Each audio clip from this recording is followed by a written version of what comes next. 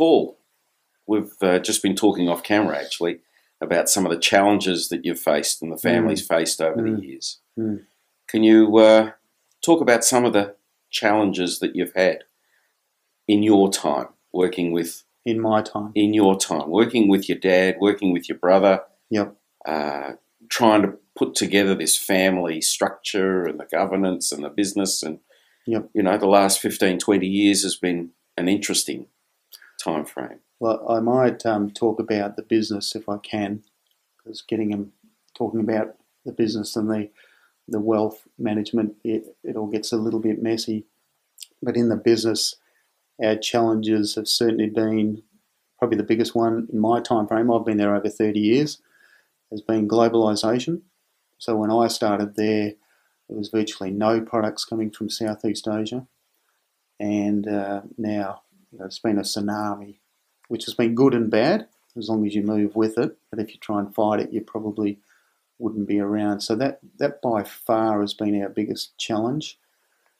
And finding our space within that. So maybe I should tell you that 30, 40 years ago, we manufactured commodity items, commodity plumbings, generic sort of plumbing fittings, and some specialised tapware, but mainly generic products, low technology. Fantastic. Perth was very isolated, good business. But with China coming onto the scene and India and putting bitumen across the Nullarbors, we had competition from the east.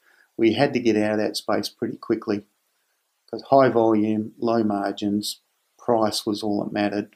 There's no future in that in Australia. And by the way, I got no idea why my brother and myself bought into the business. Mature business, mature products, manufacturing in Australia. Well, what were we thinking?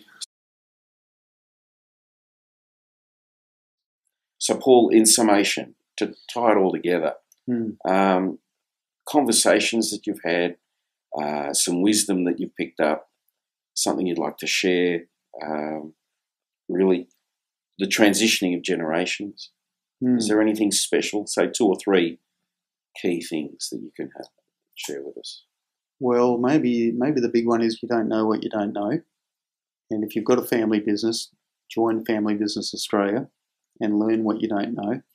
And meet people, not necessarily like me, but I'm one of them, that can share their war stories, because that's the great thing about that organisation is, we've heard some families that have torn themselves apart get up there and openly tell their stories and what they would have done differently, and we've learned from that.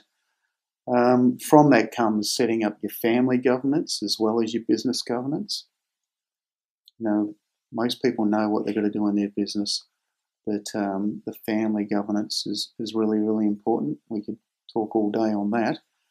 And the secret to that is to get a family business advisor just to get started. Once again, you don't know what you don't know, and get started on the process and see where it takes you. Certainly setting up governance in your business. We set up a board of advice. So my brother and myself are our formal board, and we sign a few documents every now and then, but we're not big on that. Our real governance is done in our board of advice.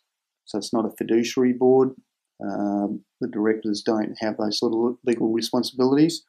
Well, you can argue that they do from a shadow director point of view, but pretty much it's quite simple.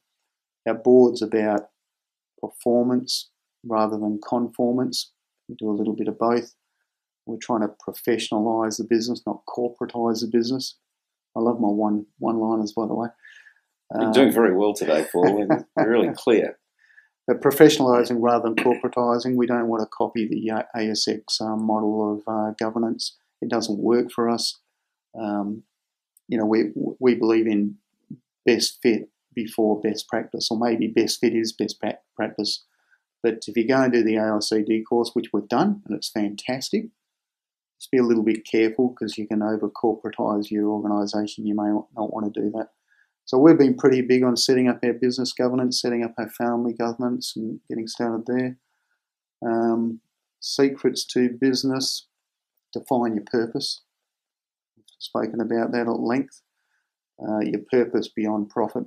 Get really clear on that, and your vision and your mission and your strategies all cascade down and become a lot simpler, and everyone gets your business, what they're really there for.